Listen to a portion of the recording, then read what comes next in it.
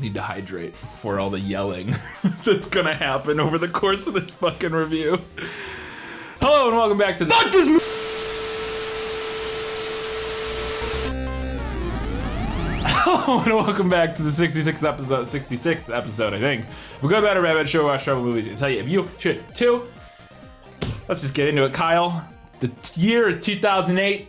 The film, The Mystical Adventures of Billy Owens.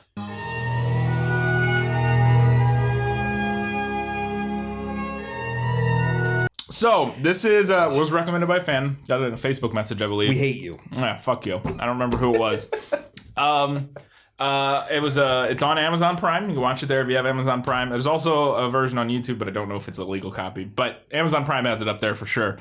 This has a 2.4 out of 10 on IMDb. For reasons that will become apparent. Every bit of it. For reasons that will be very apparent.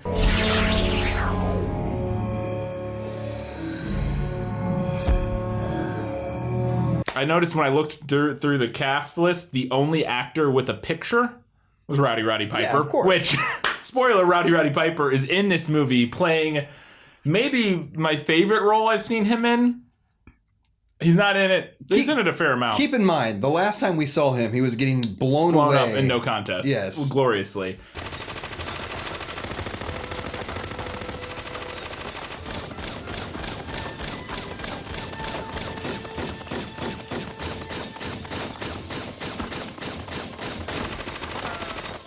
He plays the owner of a trinket shop. Yeah, like a little antique type place.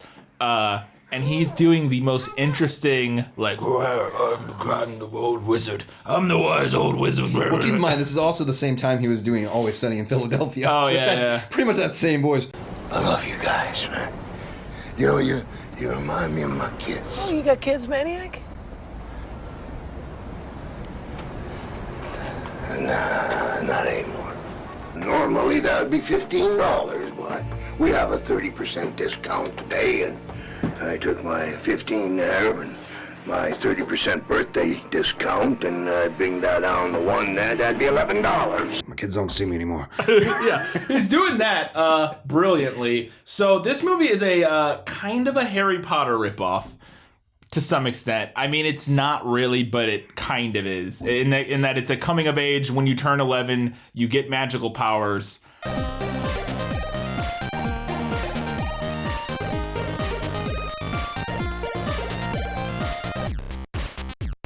But I don't even know if I guess he does, but You're a wizard, Billy. Yeah. Jesus. Yeah, they didn't, they stole one line from one thing, and it wasn't a line from Harry Potter. Did you notice the line they stole? No. We'll get to it later. No. It was infuriating. My brain stopped working at some point. It was, this movie is fucking incomprehensible. Mm-hmm. It's every moment something happens. Every 5 minutes, something happens, and I go, "Wait, what's going on now? What are we doing now? What's the scepter of Loki? Power found within Loki's scepter. What scepter? What is the altar of destiny? The altar of destiny is a portal to knights for silver and gold. I was distracted with how unbelievably annoying the actors are. Did you know that baby snakes are often more dangerous than their parents? While adults carefully ration out their venom, a baby snake lacks self-control and will release a much higher dose of venom in its bite.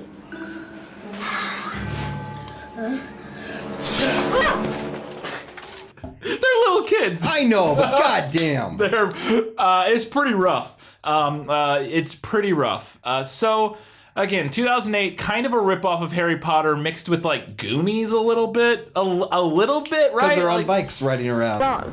For an 11-year-old boy, having a magic wand is a pretty cool thing. Yeah, they're on bikes, and it's like a treasure hunt, and they end up in a cave. There's a little bit of Goonies. Somebody's got one eye. Yeah, is there a one-eyed person?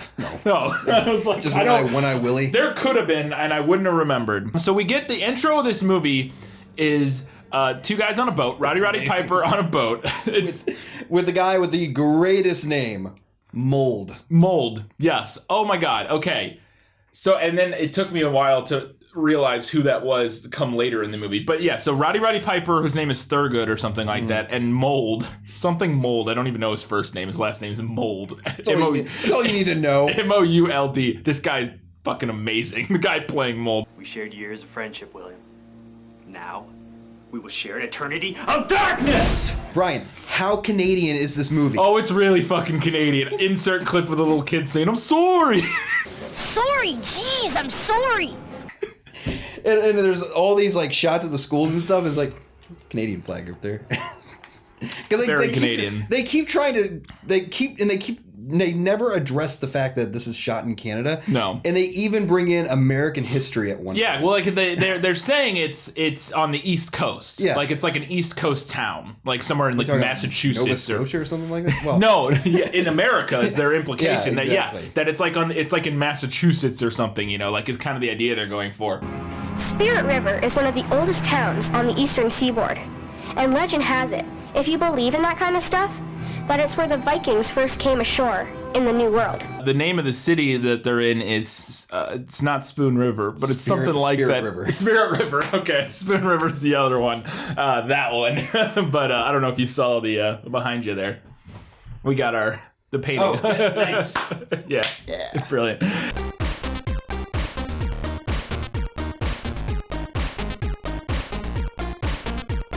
Yeah, Spirit River is this town where this little kid, he's turning 11 on the 11th day of the 11th month at the 11th hour of the 11th minute of the 11th. Go fuck yourself. Billy was born on November 11th. So maybe turning 11 on the 11th day of the 11th month was just too many 11s for anyone to handle. Right. I love... So, they even try to make that important. Yeah, but They're it's like, not. It's a super number. Mr. Owens, does the term master number mean anything to you? Well, Pythagoras said... It's a super number. Do you even know what a super number is, you nerd? I love that they just introduced that out of nowhere. So many things just happen, and you're like, wait. And none of them have any consequence. No, nothing that matters. Nothing matters. Nothing happens. The main villain of the movie just disappears at the end, and we don't know what happened to him.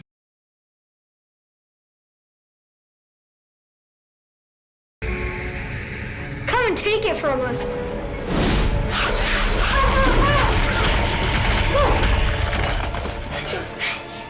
But you have to kill it, Billy, before it kills Spirit River. It's just gone. And we're like, wait, what happened? It's so incomprehensibly shot and edited, and then the script makes literally no sense, and they just slam in a million things. Like, literally, it's just like a new magic thing. The Phoenix. What the fuck's the Phoenix? Legacy of Spirit River is the same legacy of the very people that brought you to the Phoenix. The Phoenix. The Phoenix.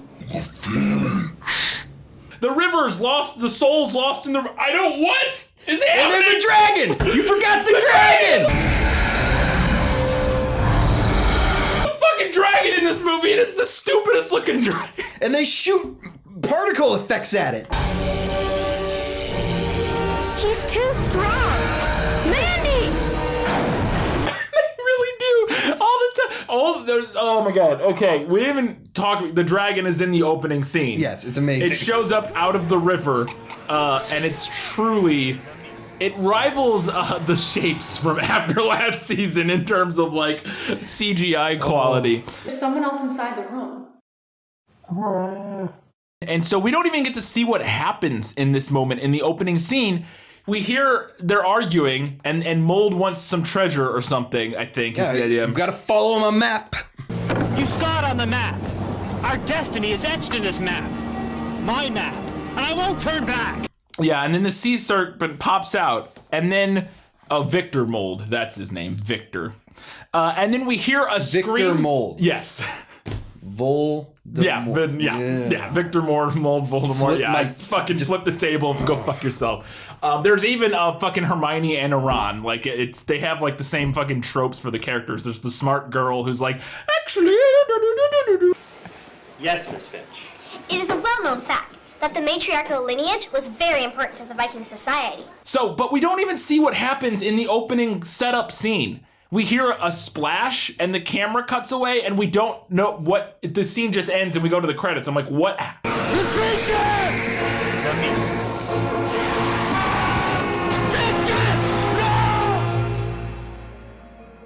What happened? I don't even have a clue what's going on. What happened? Did Victor get taken by the monster? He cast a spell. A particle effect came out of this wand that, as we saw in the credits, couldn't fucking hold together. No, it falls apart because there's a blooper reel in this motherfucker, folks. I hope that's not your There's a fucking blooper reel. And we cut the black, and it's I'm amazed there was clips they had that weren't good enough to make it into the fucking movie. Like, go fuck yourself. You can't make a movie this bad and then be like, here are the bloopers. Like, oh, fucking movie's a blooper. Like, what are you doing? God. And to let people, to give you an idea, Roddy Piper is the best actor in this film. By far, and it's fucking Roddy Piper. It's Roddy Piper in Always Sunny Days where he's like, oh, we go he sounds like Quinn from Jaws. Yes. The magical keepers knew this night would come. We must act fast if we are going to save the Great River.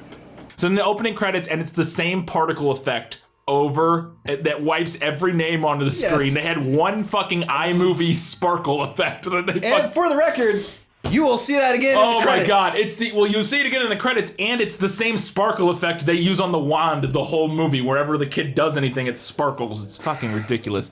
I love that they have, I love that they tried to do something creative with the fucking opening after the credits where Billy goes into that business, find his mom and working in the shop. They do like a Goodfellas long shot, take of him walking into, and I'm like, oh, they're going into Copacabana.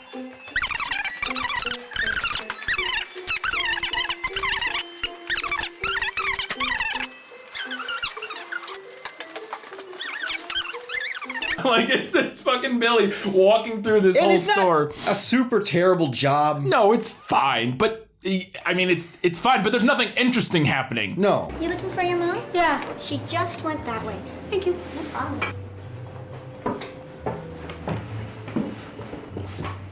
Hey, what are you doing here? I thought I'd feel different. We also start getting the voiceover of the little girl. And none of us had been able to get Thurgood and his store out of our minds. Somehow we knew that we had been drawn to this unusual place. Which I assume that it's the little girl because that's the only actress that, like, maybe that's like the daughter of the director and the only one they could get. Because I guarantee they added that voiceover on after when they realized this movie made no sense. Spoilers, it doesn't make any sense even with a voiceover. But that is 100% why they added it. They went like fucking Blade Runner on it. That is like, we need to explain this That stuff. is impressive. Yeah. That you can add as much context as possible. And it still makes no sense whatsoever. It's a kid's movie. I literally had graphs and charts trying to plot out, like, what the fuck? I felt like a goddamn, and that's Always Sunny in Philadelphia. Yeah, exactly. The fucking altar of destiny, Kyle. It's the altar of destiny. They just gotta get the scepter of Loki till the altar of destiny, and then they can banish the spirit dragon back into the river. Charlie, how long have you been awake? What is sleep, Kyle? Like, I straight up was furiously typing constantly throughout this movie. We're definitely gonna need some blood pressure medication after this. So much caps lock, you broke it. Yeah, I broke the caps lock key on my computer as I was watching this movie. So then we get Billy explains that he felt strange inside. There's twice in the opening of this movie where they have really weird lines. This one, Billy goes, Billy felt pretty strange inside. It was an odd new feeling, one he couldn't really describe, and one that made him feel very uncomfortable. I was like, oh no, Billy. And then when eventually there's that feeling is that when even the 11-year-old read the script and got lost. Yeah. Oh, towards the end of this movie, the characters become very self-aware of how little sense this movie makes. Yes. I don't know everything. Me neither. Not so much. They are just constantly like, I don't know what's going on. I'm sorry. I'm cold and hungry, and this has been one big bummer. You don't say! I'm right there with you. The Guardian? The Guardian of what? What does that even mean? This is ridiculous. But also, when we meet Mr. Mould as the teacher, he says, at 11, I think he says it? I don't know. Somebody says... His motor skills weren't the only thing at his peak of development. Literally, that's the line! What does that mean? It means it's... I don't know, man. I don't know. Then we get introduced. So like I said, the girl is clearly Hermione. She like answers a question in class. She's like, actually, the Vikings came here and blah, blah, blah, blah, blah. It's like, all right, fine. Fruit-flavored Jello was invented in 1897. Whatever. Shut the fuck up. She explains how fruit-flavored gelatin was invented in 1897 or something like that. Then we're introduced to the Malfoy character. Fuck you. What's this? The geek got a card from his mom. Which, the bully character. I know you don't know Harry Potter. So the bully character. Yeah, I've not read a book or watched a movie, so. So the bully character shows up, and he's actually, I would argue, the best actor in this movie. This opening scene where he's picking on him was actually pretty convincing. And I'm like, maybe this kid's just a bully in real life, and he's just like tapping into that. Finders keepers, loser. And then we're introduced to the fact that Mr. Mold is their teacher. Hey, Mr. Mold. Hey, Mr. Mold. Right now, I didn't realize this was the same guy from the beginning because it was like really dark in the beginning, and he's wearing glasses now. But he's like their history teacher, I think. All right, everybody, for Monday, timelines due, no exceptions. Something happens and the bully's chasing him around, basically. Like, the fucking volcano.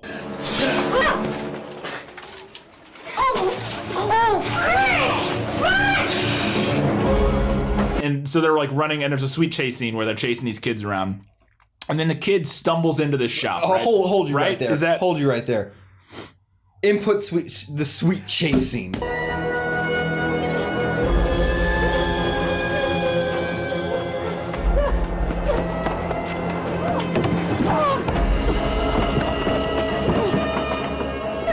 Sorry, Lord. when I said sweet chase scene, there was giant air quotes around the word sweet right there.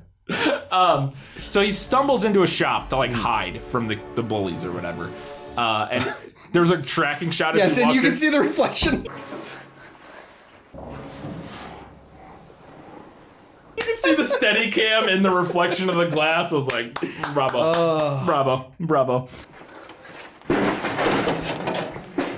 The other thing that's really terrible about this movie is it's the quality of the vid. Like, you can tell they got like the cheapest level prosumer camera. That's like, it's not terrible, but everything's super flat. Everything's super evenly lit. Like it's nothing interesting going on in any of the shots. Even when they're like in a cave, it's like it's not visually interesting. The cave they were in was like a basement. It was somebody's corner of their basement, 100%. They have two sets of the cave. It's like that corner of the room and then that corner of the room. And the entire ending part where they're fighting the dragon in this cave is just green screen. It's all green screen. Devin, see distraction. It's all green. There's so much random green screen, and they do a thing which I've never seen in a movie. They zoom in on the green screen, and it's the most ridiculous looking thing. We shared years of friendship, William. Now, we will share an eternity of dark! It happens later, and I'll talk about it, but holy shit, it looks amazing. Hope shall be. So he finds his wand. Finds this wand in the store, and this is when he runs into Roddy Piper, who's creeping behind the cash register for some reason.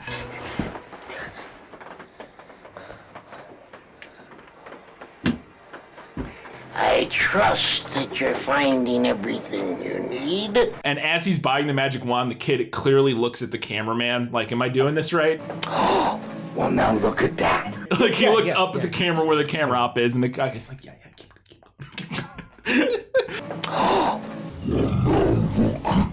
By the way, let's just address this now. Mark McNabb. Yes, the director of this film. Writer and director, maybe. At least director. Look, all right, it's not your fault. Yeah, it is. It's a little bit his fault. He's Canadian. I'm kidding. That has nothing to do with it. Yeah, I was like, but fucking yeah, got him. Suck it, Canada. Coming at you.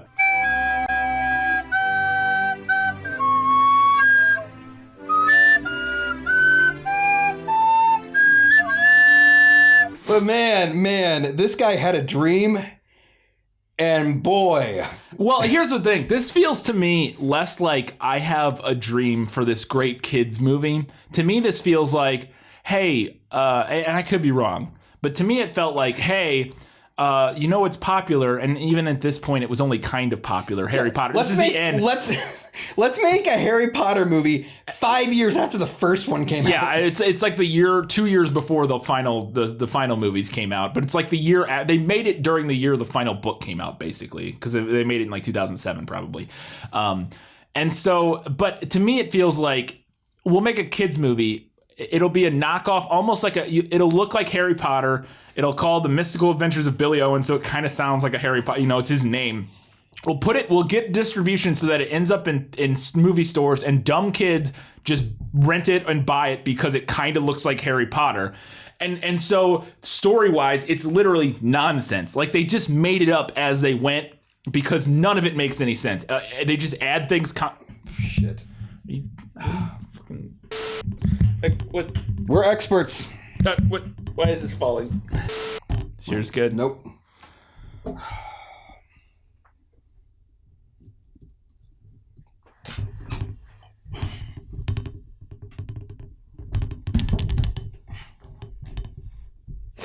Anyways, he buys a wand, and Roddy Piper yells, "Time waits for no man," at him. You know about magic, kid? Time waits for no man. Time waits for no man. Or birthdays. You got chocolate cake and icing waiting for you. My goodness, ice cream. Go get it. And then Hermione does Tai Chi for no reason. Billy and Devin showed up when I was practicing my Tai Chi. That never comes back. What was that about? Are they setting this up for a reason? Is she gonna Tai Chi her way out of a situation later? Nope. I was busy doing my Tai Chi. Yeah. It's literally like this little girl did karate, like took karate lessons, and so they like one day like saw a cool sunset, and they're like, you know that shot from like I think it's in Karate Kid or something? Let's do that for no reason. For no reason. High kicks. High kicks. They saw this guy's a huge high kicks fan.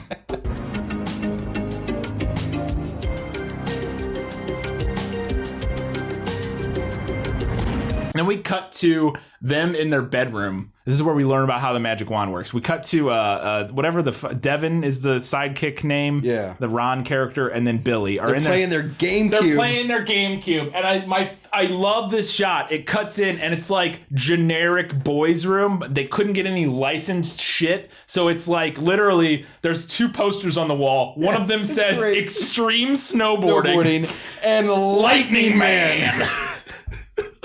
Another one had a dragon on it. Yeah, or so, yeah, something like that. And then I love too, they're doing the thing, they're also like playing games terribly where they're hitting all the buttons at once all the time. Oh my god, we're on level 3! Like, fucking god. It's like the world's most generic kids in room playing video games moment. It's kind of great. Man, that must be a record. You always blow it at the third level. Whatever. And take that. And then he makes a Nerf ball come out of his wand. Take that, name you squeeze.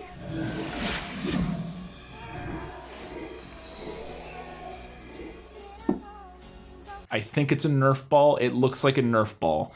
And they realize, wow, this wand's actually magic. And then for no reason whatsoever, he throws it at his door right as his mom opens the door and she catches it. Don't you? William Thurston Owens III. I was like, wait, why did you throw it over there? What? And then she gets it and starts waving it around, and they're like, oh God. You know, like when your drunk friend gets a gun, he's like waving it around, like, oh God, which is the thing that happens to me all the time. Yeah, I was like, how much experience do you have at that? And she's waving around, they're like, and nothing happens. But it's weird because later we find out she can fucking do magic. Yeah, exactly. She knows what magic is. I wish I could tell you more. And then they bring his birthday cake into his bedroom, lit on with the candles lit, and set it on his bed. Yes. I'm like, what So weird. And they're like, you're the weirdest family in the world. They're like clean off the bed. They just throw it on the ground behind the bed. Yeah, they throw all their shit on the bed, and then he literally set a burning birthday cake in the middle of his bed. And I'm like, what?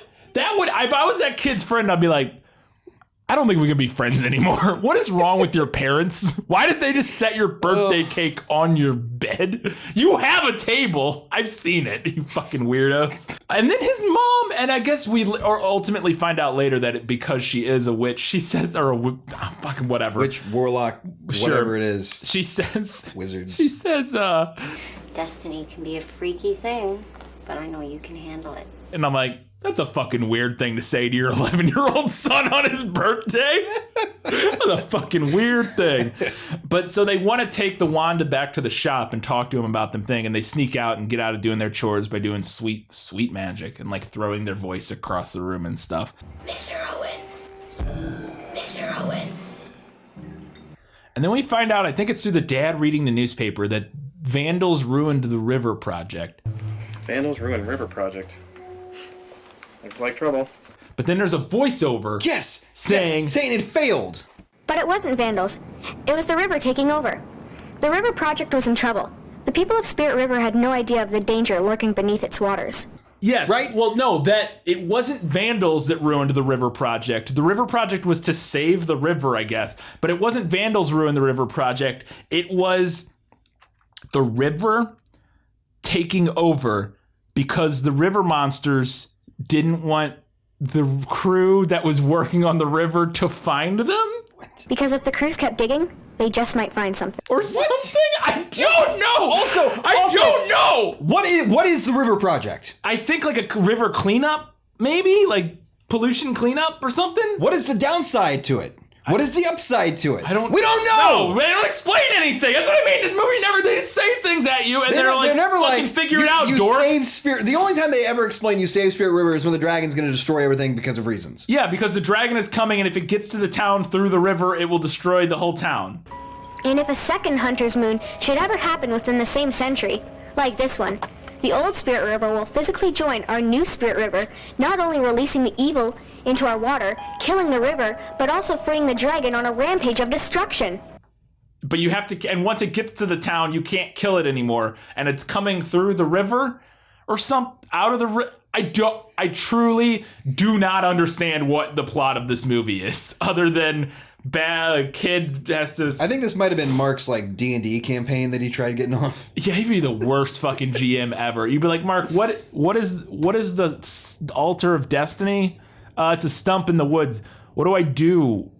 I don't know. Books. You put books in it. Yeah, you got a wand, right? Figure it out, dork. Cast your spell. What's your intelligence? 18? That's high enough. You can get it. And then so they finally get into the shop, and they find a book, I think, and we get a flashback, or Billy explains. I don't know. There's a flashback. We were in awe as Thurgood told us about his quest and how Billy and his ancestors were connected to Spirit River, all within such an incredible legacy of magic. He explains that Billy's ancestors were connected to the river with magic, and so he's connected to the river. Whoa, freaky. Well put, young man.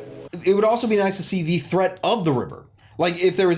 they show the fucking threat of the river. It's the vines taking over the town, which is literally, they went to a store, bought one 10-foot stretch of vine, and they put it across a hand railing, and they're like, it's taking over the town! It's like they went to the freaking floral aisle of their local Hobby Lobby. They couldn't be bothered to spend a couple $100 on vines. They literally have one, and they move it around from, like, place to place, and it's like, they're like, it's taking over. I'm like, it's literally one vine! There's one vine running up a handrail, and you're like, the vines! Alright, fuck you. As the Hunter's Moon approaches, the evil from below sends mysterious vines to take hold of the town. And then so he needs to find the treasure. He has a map, or he needs to get a map. Yeah, or I thought the map was like in his head or something. Sure, that makes as much sense as fucking anything else. Exactly. No, because they pull it out of a chest, don't they? He opens a chest with the wand, and there's a map in it, I think. Yeah. Okay, that's where they pull. But like, Why does that book say Owens on it? Victor Mold, also gets it. Is that what happens? I think he's like getting the map from his head. I will get that map. I don't have it. Please let me go. Don't worry, I'll let you go. As soon as I create my own map. Astra Malagenta. Well, because that didn't make any sense, because he comes up to grabs the kid, he's like, give me the map, and the kid's like, no, and he's like, I'll make my own. I'm like, well, why didn't you just do that to begin with? And I think you're right, because he magics it out of the kid's head, maybe? I don't fucking know, man. So ultimately, he says that Billy needs to find the treasure with the map because his ancestors failed or something like that. I think that's what's happening. How am I supposed to find a treasure with half a map and a bicycle? And then he teaches him magic. Roddy Piper, there's a montage of him teaching the magic. The greatest montage ever.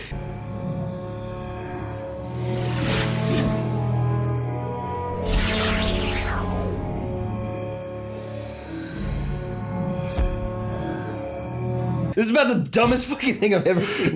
It's just a green screen of the shop. Yes. With the kids and them all standing there. And he's like, he's got the wand and he's like,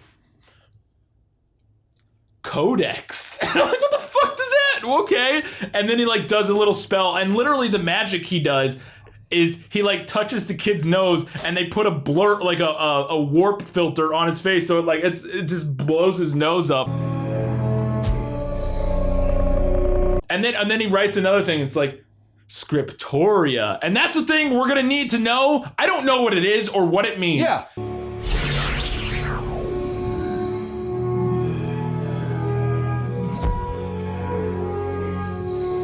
But that we eventually find out that this town had the first Scriptoria library in the United States. And I'm like, but what is it? Did you know that our library is one of the first Scriptoria libraries in the New World? Scriptoria?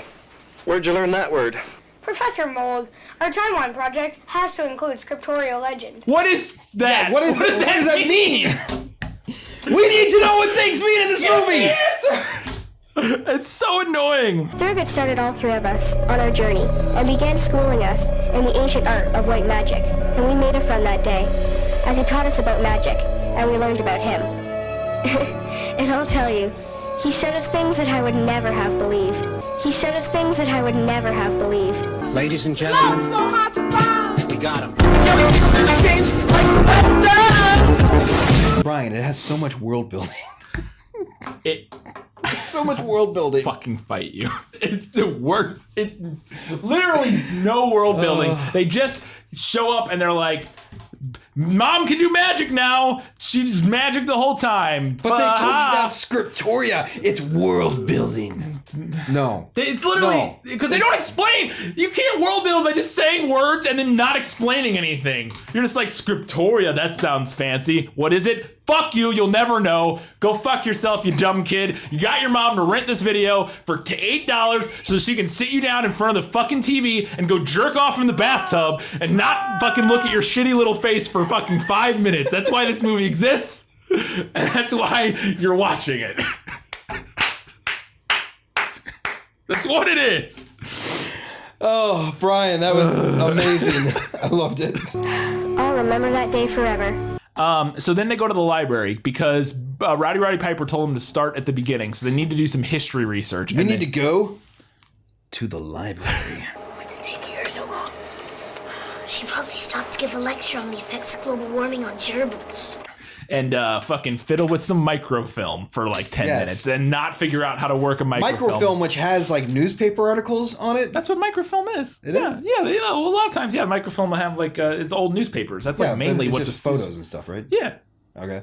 Yeah, it's, you scroll. I've never done it. I just figured they would have had something more, I mean, I can understand that. No, it's just like slides of like old newspapers and shit. That's like what. I've never fucking used microfilm. I haven't either, but I know what it is. Yeah, it's fairly accurately portrayed. Except I love that when he prints a thing from, he goes, "We need to print this," and he very clearly just smashes not a button. I'm printing this. He just like pokes like the computer like. I'm printing this. And then the security guard, we get introduced to, I say introduced, he's in this movie for 5 minutes. He's just a fat security guard who's like, when he walks around, they play like elephant music.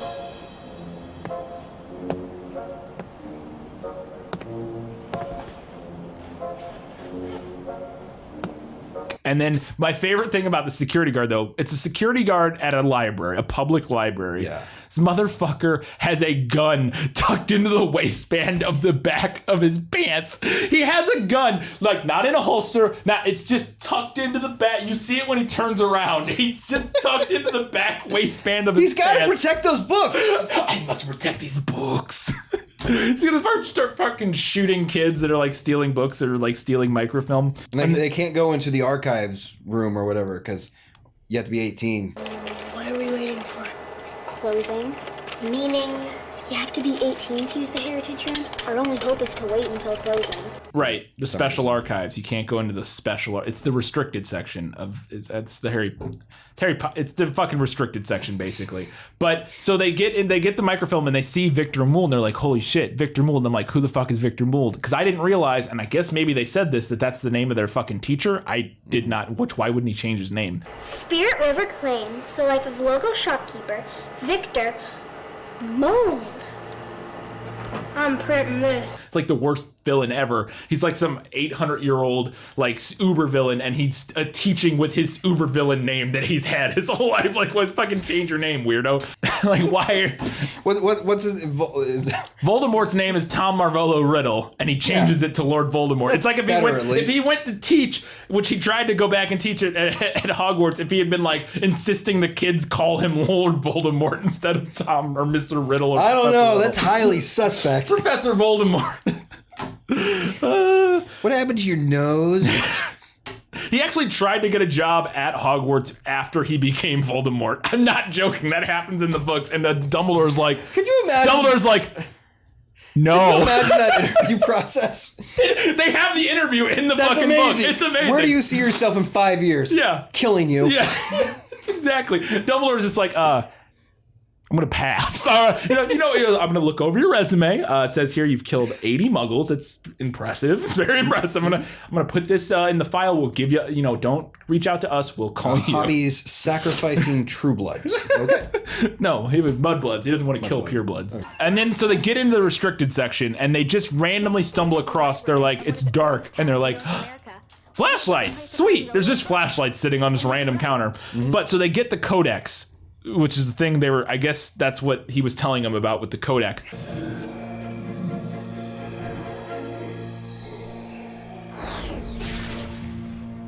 They find the Codex and they start going through it and they're reading it in the library and but they decide they need to look for a secret passage. I guess that's to get to the cave. None of this makes any sense. None of it's completely incomprehensible. Hidden within its pages of ancient alphabet and symbols is a story about Loki, a malicious Viking god.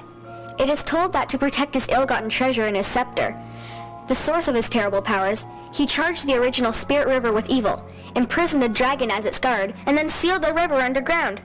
We had to find the secret passage. Is it a secret passage to go find the book, or is it I truly could not understand anything that happened in this movie, and it made me so angry. Like I felt like I was like experiencing like some sort of like I was like, is this what like Alzheimer's feels like? Like is that what's happening right? I was like, do I have early onset Alzheimer's? I felt like an old man who was just angry at the world. I know. I'm just like, huh? What? Loki? What's alter death? What?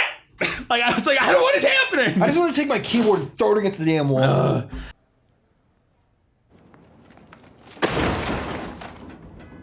They eventually find the book, and as he taps it with the wand, and a memory comes out, a la the pensive, however it's pronounced for you Harry Potter fans, and a memory comes out, and we go back, and it's Thurgood arguing with Mr. Mould. And this scene, if you watch nothing else from this movie, this scene with their like wizard battle with the green screens is the best like 45 seconds in this whole fucking movie.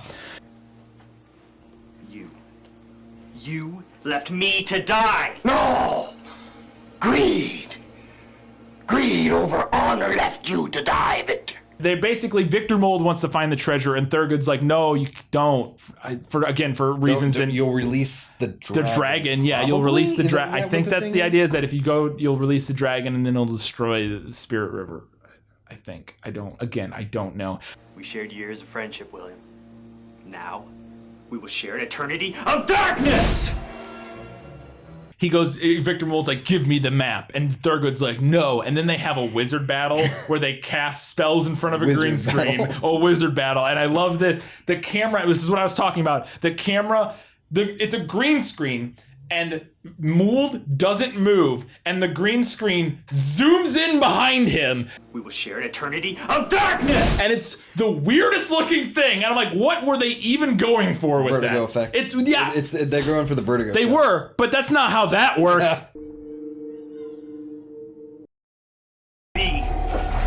At all. That's not how that works at all. And then I love too. So then like they start casting spells. And it's like terrible CG. You will not succeed, Victor.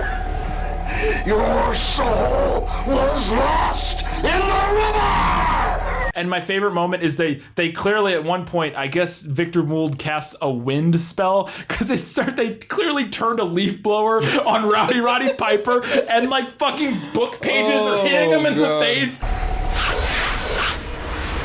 I will destroy anyone and anything that comes in my way. Can't stand the light, one that's cursed. And Roddy Piper's performance in that scene. He's just screaming and his hoarse like I'm a tough wizard voice. It's awesome. And don't you ever let me see you again. Out! Then the bully shows up with Victor Mould. Yeah. I thought I smelled a rat. Ooh, they're working together now? What was that? What was that about? I know, I was like, did I miss something? What happened? They're like, he's like, the bully is like Victor Mould's protege, like evil. I was like, wait, what is this? Mr. Owens, perhaps you misunderstood the library's hours of operation. No, sir. You are so busted.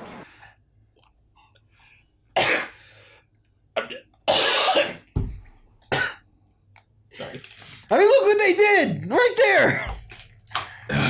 The bully shows up with Victor Mould, and I didn't realize, because he was wearing glasses earlier, that Victor Mould is the guy from the beginning and is the teacher. I was like, oh, okay, I realized it in this moment. And I was like, okay, this is where he fucking grills him about, do you know what a master number is? And I'm like, what does this have to do with anything? Does the term master number mean anything to you? Well, Pythagoras said... No, Professor. And then it has nothing to do with anything. Fucking anything. It's so many times things are just like introduced and then never to be heard of again. Like the master number. Do you know what a master number is? A master number is a super number that predicts a change coming. What the fuck does that mean? What does that mean? What does any of this mean? There's only one thing. I don't know. There's only one thing in this entire movie that is introduced and resolved, and that is the goddamn dragon. Everything else is nothing. Just nothing. And none of it means fucking anything. And because again, we'll get to it, but the bad guy just disappears in the movie. Yes. There's not even like a shot of him like, I'll get you next time, and running. It's just regardless of the fucking sequel bait this movie had. Throwing things.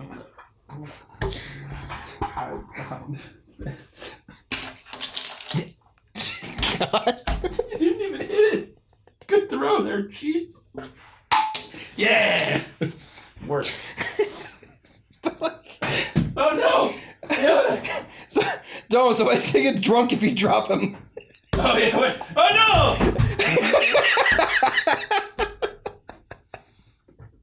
You gotta do it.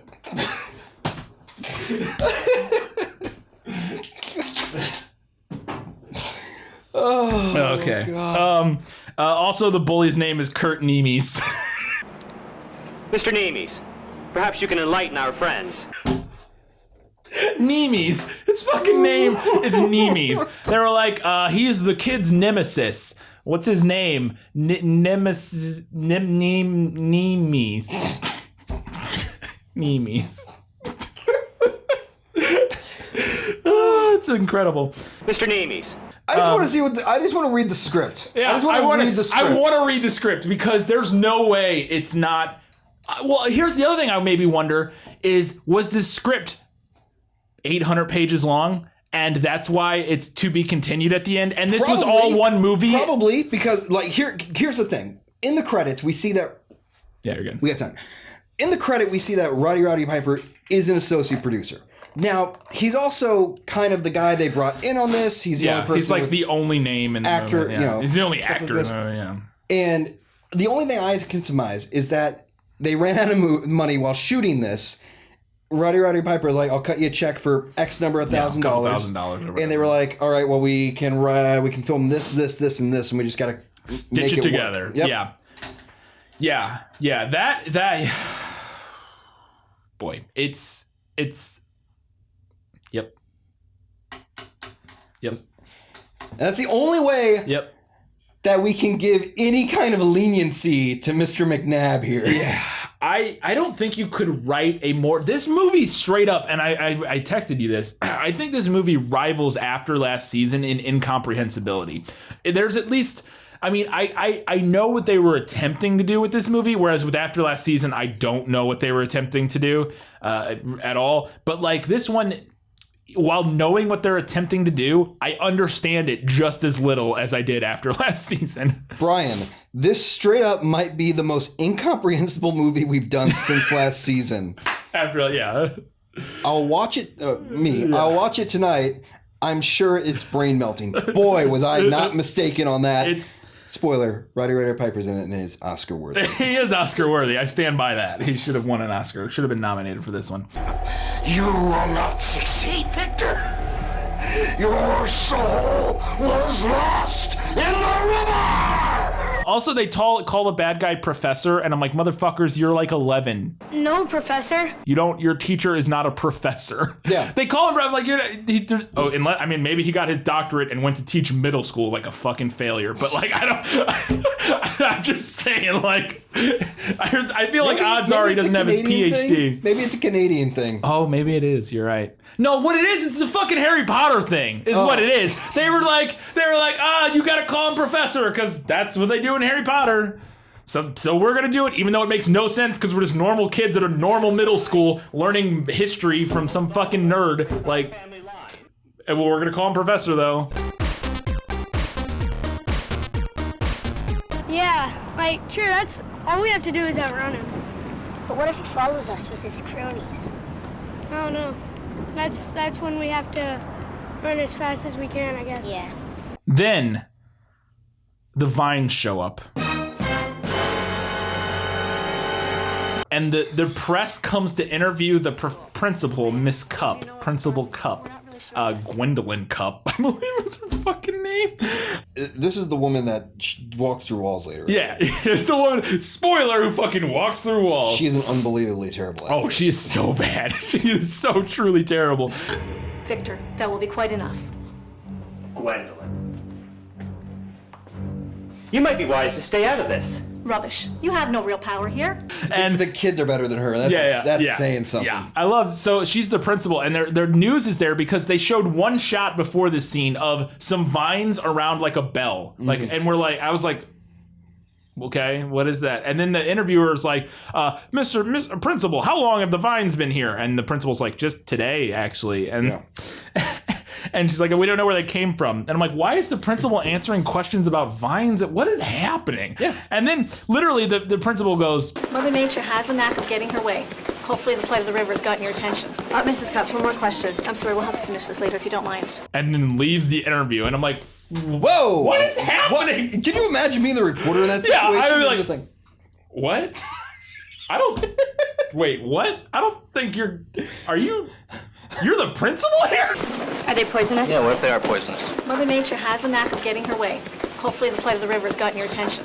Then we get to gym class, where everything's out of focus because the camera's on autofocus and everybody in the background is in focus, but all of our kids in the foreground are completely out of focus and completely dark. It was also set on auto iris, so it exposed for the fucking background where all the light is. And I love, too, we get to the gym class, and now, I guess this happened when I was in gym class in elementary school and middle school, but it was rare. They get to the gym class, literally every single kid in this gym is doing a different activity. There's like kids like playing basketball, climbing ropes, hula hooping, playing like fucking highlight. Like everybody's doing something different. For me, that was not how our gym classes worked. It was like this week we're doing kickball. And like you all played, you know what I mean? Yeah, like that's exactly this what I week we're doing fucking line dancing, which that was always the worst week. Did you not do that in middle school? Fucking oh, good lord, it was the worst. But it was always like stuff like that. It's not like this week we're doing anything you want, kids. Fucking grab a toy and go crazy. We did. It was a rainy day, so we did kickball in our old gymnasium on the basketball floor. We used to play inside a lot, kickball, and we broke one of the windows. Nice. Like somebody like launched it like a home run style. It wasn't you, you know? No, they go golden leg. No, not me. I'm not cool enough for that. I love too. So like Devin tries to climb the rope and can't and falls, and then the girl walks up. She's like, "Heh," and starts to climb. It cuts. She never climbs it, and immediately, and I'm like, she didn't even climb it. And then she's like, meh, meh. It's.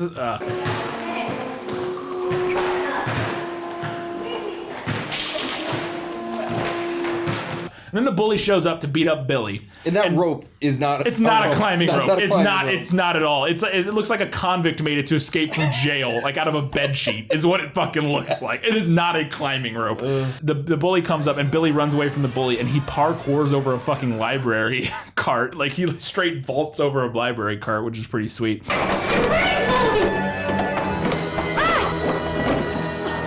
The Victor Mold shows up, just like turns in a red outline, like materializes in the room or something. I don't fucking know. Do you have any idea what you've done? Professor! Oh, silence!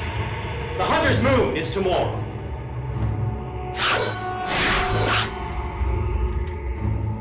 What? And then they have a great moment where he walks towards Billy and like people off camera drag the desks out of his way so it looks like they're magically moving out of the way. Amazing. And I was like, this is the other problem with this. They could not have possibly gotten a less intimidating actor to play the villain.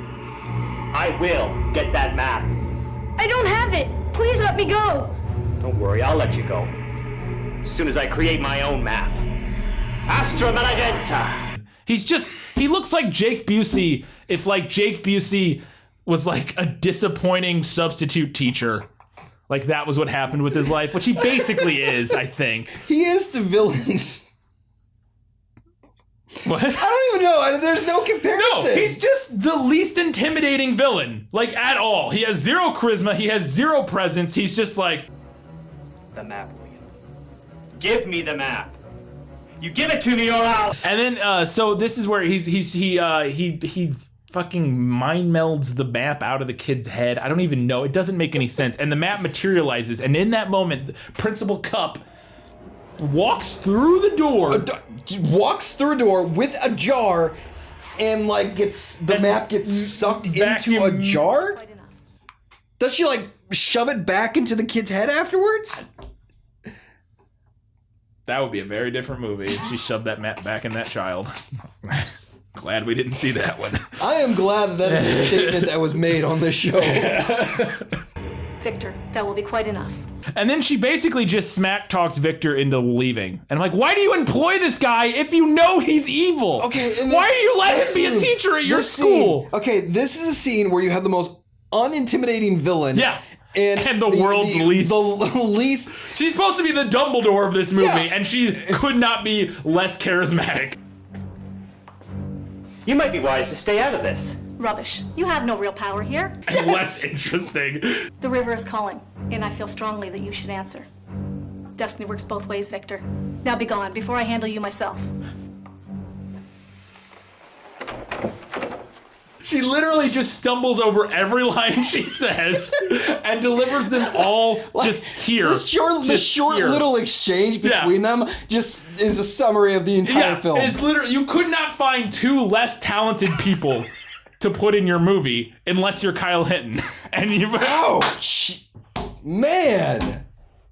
And then so the principal tries to walk into the library. She like crosses the police line. They have police lines for, I don't even know what happened that they need police lines. Yeah. And it's but like, she tries to walk in and they're like, ma'am, get the fuck out of here. Exactly. Ma'am, you can't be in here. This is restricted site. Okay? You don't have to ask you to leave. Okay? And I'm like, And then she just walks away and is like, she walks over to Roddy Piper. She's like, well, I guess we can't get in. I'm like, was your only plan? You could walk through walls. We just saw you walk through walls. Your plan was to walk under the police line, right past all the cops and CSIs, and just walk through the door. And then when they don't let you, you're like, guess we're out of luck. I'm going to be busy rebuilding the A-frame. But how do you know? Look at the sky, Gwen. Right on schedule. They realize they never explained any of this. So the girl comes on and is like explaining everything. The hunter's moon happens only when the position of the Earth and the moon coincide exactly at a particular point in the Earth's elliptical orbit around the sun. And they just hastily added this voiceover. But like I said, and then during the voiceover, the little girl goes, did I mention that if the dragon isn't slain before it reaches our world, it never can be? No? Well, that's important. No? Well, that's important. You don't say! You don't fucking say! The movie forgot they did. I feel like that was a second run of the fucking voiceover where they got to the point where like, oh shit, we didn't tell them that if the dragon gets to the river, everybody dies. We gotta say that. And then they're like, well, let's just say it like that.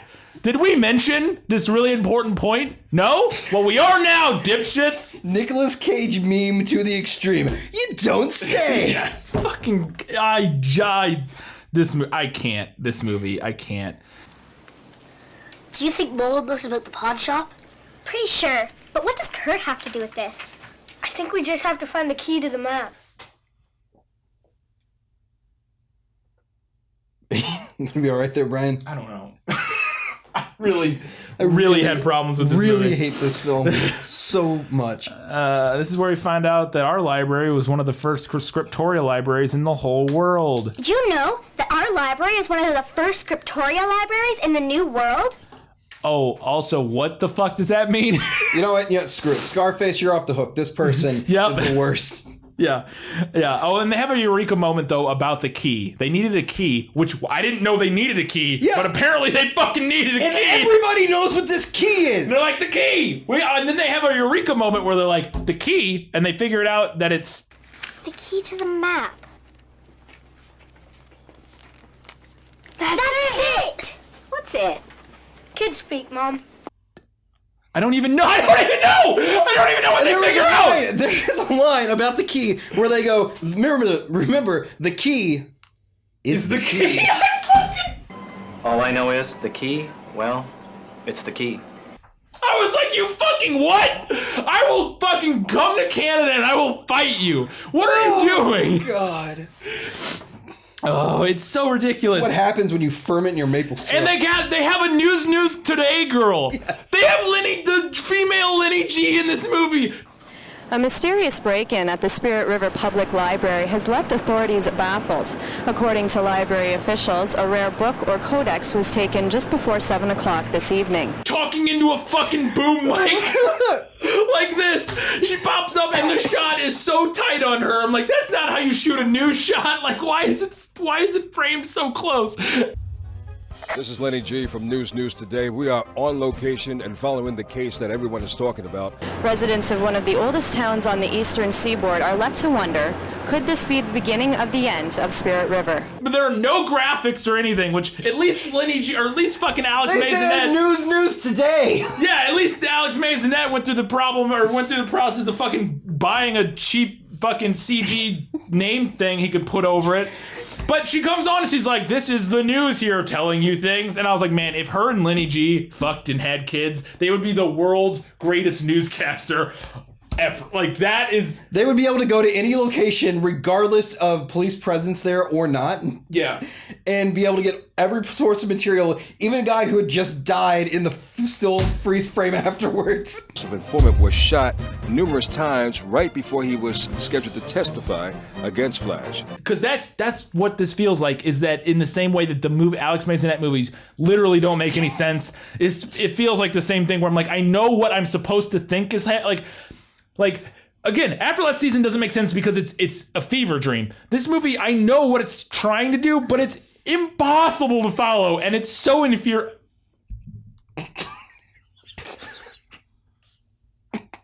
It's maybe the first movie that makes me cry on this fucking show. I was so angry trying to figure out what the fuck this was happening in this movie. I was so angry the whole time. I was so mad. I literally almost got up and just I had that moment. I had that moment where I was gonna do the Ron Swanson, pick up my computer, throw it in a fucking dumpster, and just like move on with my life. I'm like, I guess we're done with Good Bad or Bad Bad. Like, I guess it's over. Like, this is it. I don't need this in my life anymore. Like, I'm done. I'm sorry.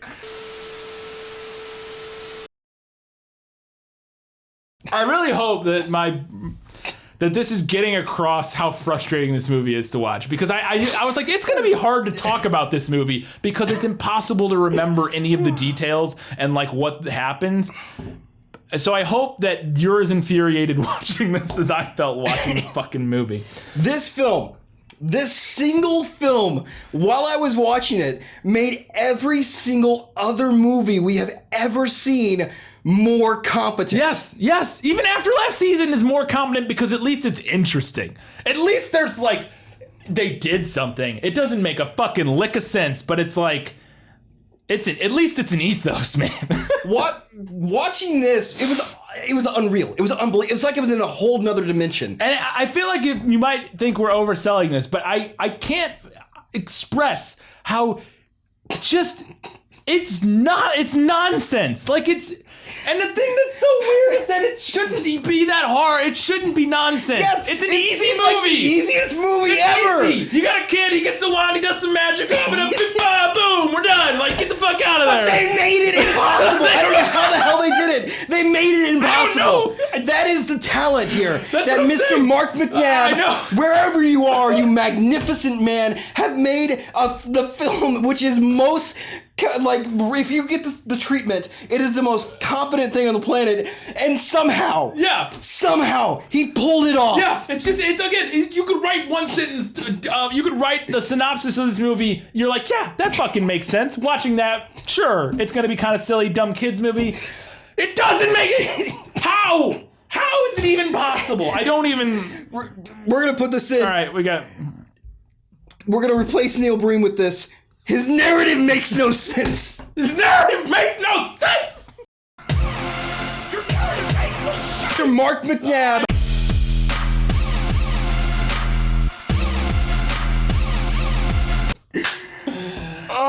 It really doesn't. I don't know if we can get through this. Nah, we're almost there. There's a pawn shop catches fire. Billy kept going to see if there was anything he could do. We hoped you wouldn't get there too late. And he's like, get up, old man, I'm not leaving you here. The greatest fake fire ever. Yeah. Go, Billy, go, get out. No, I'm not leaving you. Go. And then he gives him the key. Apparently Thurgood had the key the whole time. Yeah. Which again... Mr. Thurgood. No, your key. Did he know he needed the key? Because why does Thurgood have it, and why didn't he give him the key at the beginning of the movie? We had bigger problems. Yeah, you're right. All right, fucking moving on. As I said, Thurgood just randomly has the key, gives it to him. And then Billy ends up on that goddamn bridge again. I'm like, kid, please just jump. Please just fucking jump and let this movie be over. You can freeze to death in that Canadian water. Yeah, because you're right. It's only like 10 feet down to the water. It's not like a bridge, but... It's a door. It's an invisible door. That's the theory. No one from the magical world has ever made it through the portal. That's the only way to the river. The real river. So they realize there's an invisible door, and they need to go find a door pops out of the book, and they're like, we need to find the door and then use the key to get to the real river and slay the dragon. And at this point, I'm like, but what about the treasure? This whole plot was predicated on you need to find the treasure. I can't even protect myself from Kurt and Amy's. How am I supposed to find a treasure with half a map and a bicycle? But the whole point is that Thurgood was stopping Victor Mould from finding the treasure. You left me to die. No! Greed! Greed over honor left you to die, Victor. Because he was too greedy and just wanted the treasure, and it would release the dragon. But then nobody ever finds the treasure. So what's the treasure? We don't even see any treasure. There's no treasure.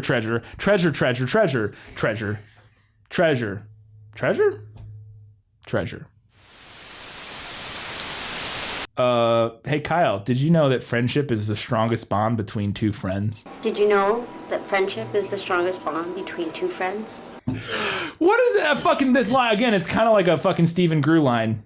Friendship is the strongest bond between two friends. Like, yeah, sure. Once again, Stephen Grew, we appreciate you, man. I appreciate you. Your movie is so much. That movie made sense. That movie, holy crap. That movie was a masterclass in screenwriting of like setting up things and paying them off. I mean, not at all, but in comparison, yes. Holy fuck me! Like I could watch your movie and kind of understand what was happening. Oh god, yes. And the more we can have that flute playing elf, yeah, I mean, the better.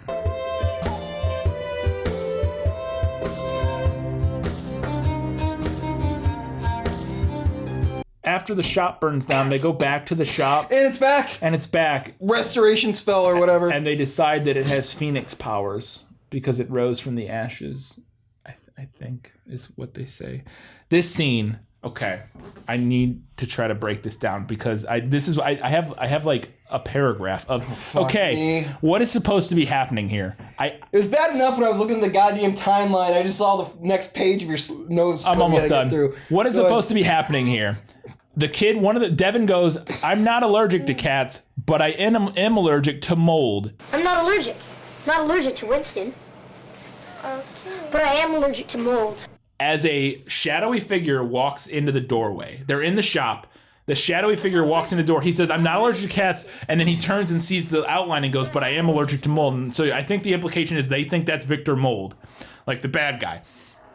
And then the girl says, okay, like she has no idea what the person who just said that line meant. She literally says, okay, like, okay. Not allergic to Winston.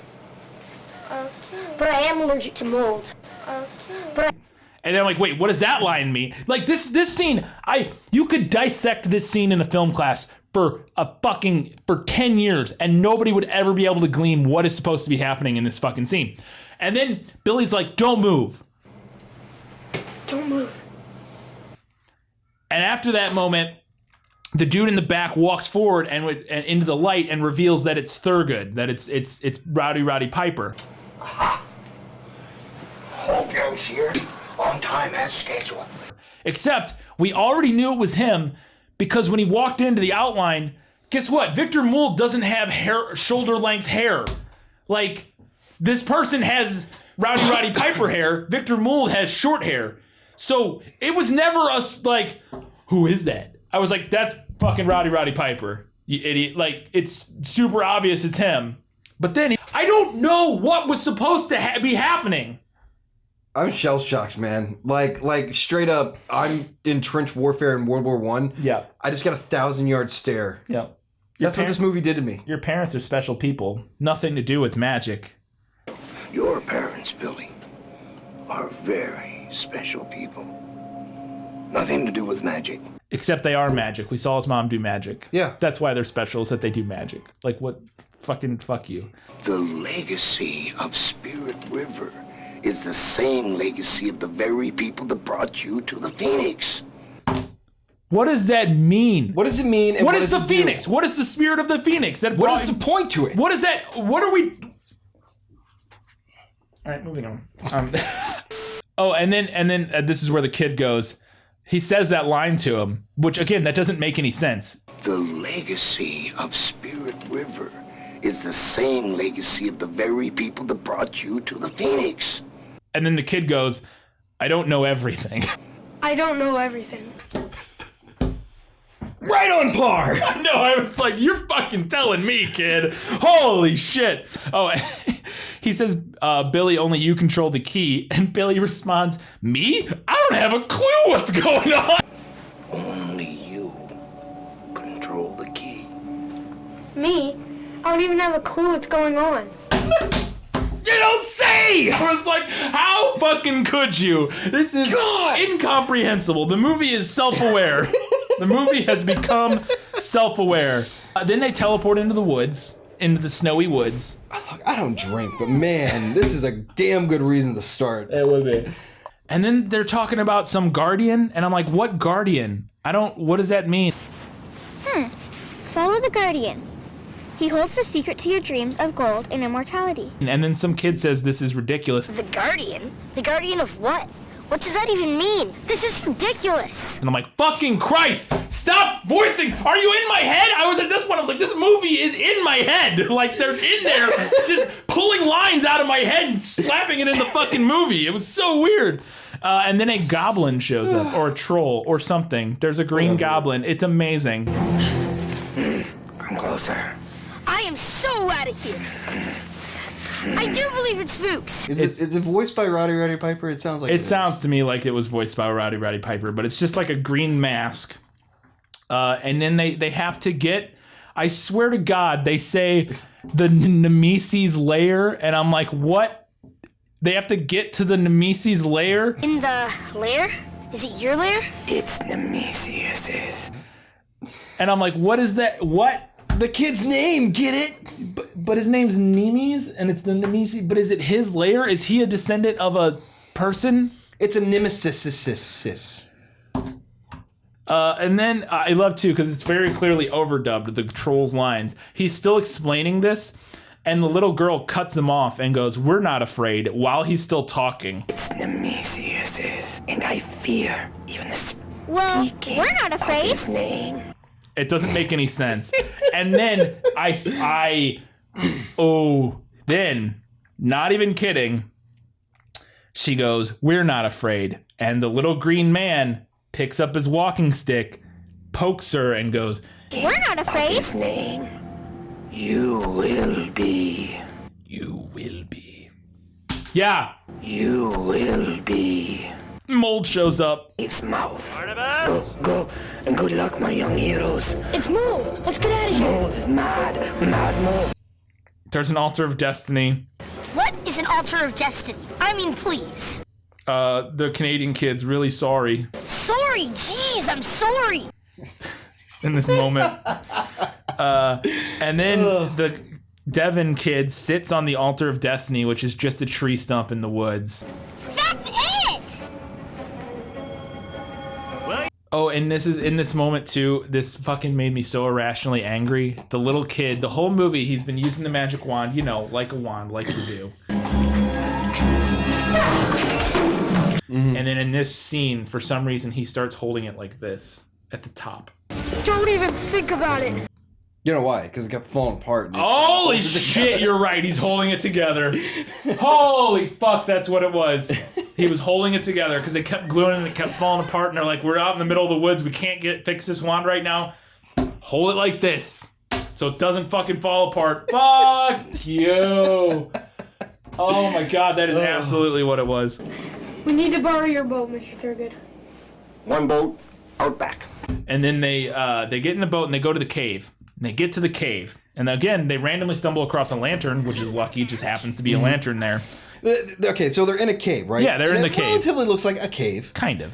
As and caves then go. Like, it looks like I'm a down here, but I can't get back up because it would be hard. Oh yeah, somebody falls in a pit. Mandy? It's too hard to climb back up. And they're like, all right, well, we'll come down there. Laid brick. It's like bricks. Masonry and everything. Yeah.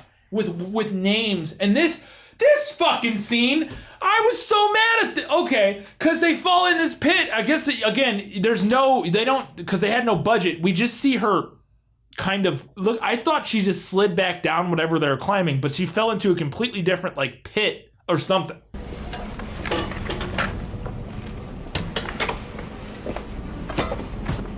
Mandy? There's no conservation of space of where we are in the fucking world of the film. Everything is just a close-up and then they fall down holes because they hadn't have budget for a set, so you can't have any wide establishing shots setting up the fucking layout of this area. It's literally just close-up, close-up, close-up. I'm in a pit, what? But they fall in this pit, and so they go down there with her. Also, a kid got a sword off the skeleton at one point. That's important. They fall down this pit, and there's like, we got to get out of here. And there's like, well, there's probably a door. I don't know how they feel. Oh, because there's runes on the wall. It doesn't matter. But there's like names of like Norse gods written on the wall. And she goes, oh, I know. I guess what we have to do is we have to match two of these. I read about the significance of these names in the Codex. What do they mean? Well, see, they come in pairs, and then those pairs link to other pairs. Like a puzzle? Yes! Again, how she figures any of this out, they don't show their work. And then she goes, and the Devin kid's like, well, how about Fafnir and Freya? Because they both start with F. Fafnir. Frigga! Of course, they both have F's. Oh no! Trash compactor style, starts fucking squeezing him to death. More shit from Star Wars. Yeah. And then they're like, no, do it with the wand. And he literally just taps one random name and then it stops and the door opens. That's it! Use the wand, Billy! It's the only way to connect the names. That's it. Now touch Sigurd, you're almost there. Come on, guys, it's the door! And I'm like, what? You didn't... Okay, the whole point of this scene is to set up a puzzle. Yeah. And then our guys have to figure it out. And especially since this is a kid's movie, this is a fun opportunity to maybe teach the kids something. To have them kind of figure it out. You know what I mean? Like, so, like, in this moment, what I imagined was going to happen was there was going to be, like, two gods that were, like, fucking married in Norse history or something. And like, one of the kids knew this somehow and was like, oh, Freya and... Mir, they were like, and that's not true, but whatever. We were like, oh, I remember reading that Freya and Mir were married, so touch both of those, and then you touch them, and they're like, oh, that was it. That saved. Now we can get out, but they don't. They just randomly touch a thing and it opens, and I'm like, well, what was the point of any of this? That's it. Now touch Sigurd. You're almost there. Come on, guys, it's the door. I didn't learn it. None.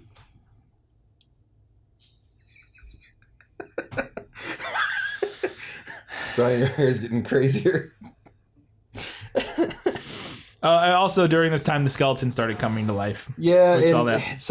And then it comes up and it stands on the other end of a bridge. Yeah. And they have to fight it. And then Devin decides that he's actually brave. I gotta use the sword. I gotta use this sword.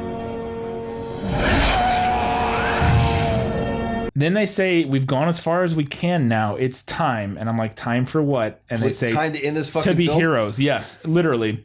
We've gone as far as we can. So now it's time. Time for what? To be heroes. They hear a sound, though, and immediately run away after that. And the dragon shows up, but the thing that was the dragon, they hear a sound like in like this hole in the wall, and it sounds like random like hissing or something. And they're like, that's the dragon. I'm like, that's the fucking dragon? That doesn't sound like a fucking dragon. Well, yeah, they have like Mold show up and he's like throwing rocks. Mold, and stuff Mold shows up, and then Mold is there, and I'm like, why is Mold here now? Don't you know it's way past your bedtime? And you have school tomorrow. Professor Mold? Then the dragon shows up. Devin, be a distraction! Give me a break!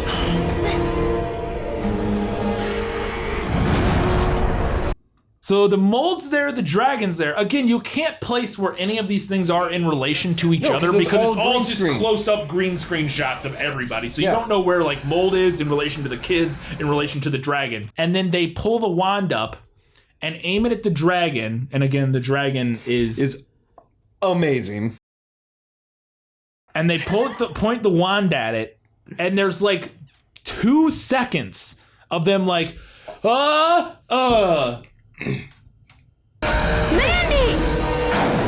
Can't hold him back! Billy, hold on! Class dismissed. And then it cuts, and it's the next day, and they're like, well, we won. You forgot the one-liner. Oh. You forgot the one-liner. Class dismissed. Which doesn't even make sense in the context of the dragon. If they had defeated Mold, that would make sense. Because the fucking kid says... Class dismissed. Class dismissed. Which again, they defeated a dragon. Mold just disappeared. What does the dragon know about school? That's not a fun dunk on a dragon. Class dismissed. The dragon's like, what the fuck does that mean?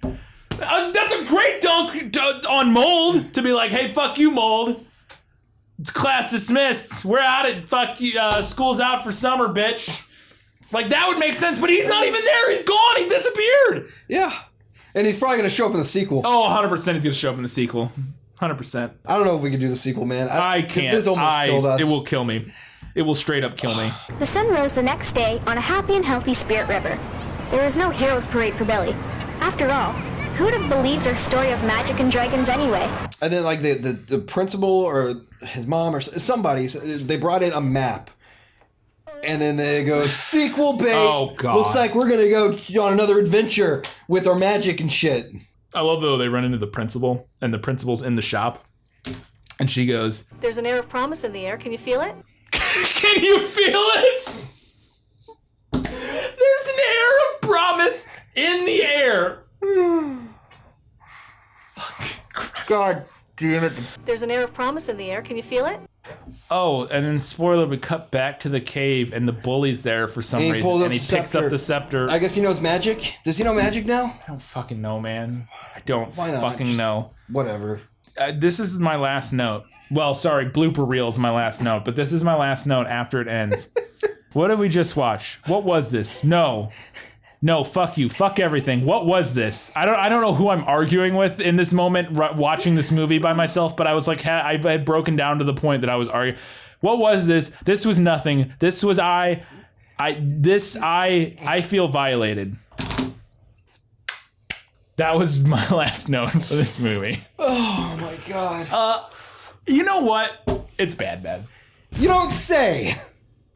I will say that it has a lot of elements that would make it good bad if it were not so completely infuriating to watch, because you just want to understand what's happening and you can't. You're not allowed to understand. Mm-hmm. But the whole time, like, there's a lot, like, the production quality is shitty enough, the acting is like over the top and bad enough, and it's everything about it checks a lot of the good bad boxes. But fuck me, I can't recommend watching it because it's so painful. It's if you want to know what it's, if you want, this has to be like a test study for like what it's like to have Alzheimer's. Like, you have to, like, that has to be what this is like. To have like early onset dementia or something. Like, watching this movie must be similar to how people feel when they have dementia. This is the only thing that it can only be for people who have no short-term memory or long-term. Who have no brain power. If you're in a situation where you need somebody to describe to you what just happened, that's the only thing. Yeah, it's unfathomable. So yeah, bad. Don't watch this movie. I mean, if you want to torture yourself or friends, fucking go for it. But like, we're used to watching bad movies, and this one was a doozy. It was rough. The Guardian? The Guardian of what? What does that even mean? This is ridiculous. If you want, you can support us on Patreon. We got fucking stuff. I have a podcast. This Films Live. We talk about movies that are based on books and Harry Potter. I worked on a film. It might be out at some point. I don't know. Fucking film thing or whatever. And check out Yes for My For stuff. Cool. Yeah, Yes for we got the painting. Yep. Thanks. That person is fucking cool, I guess.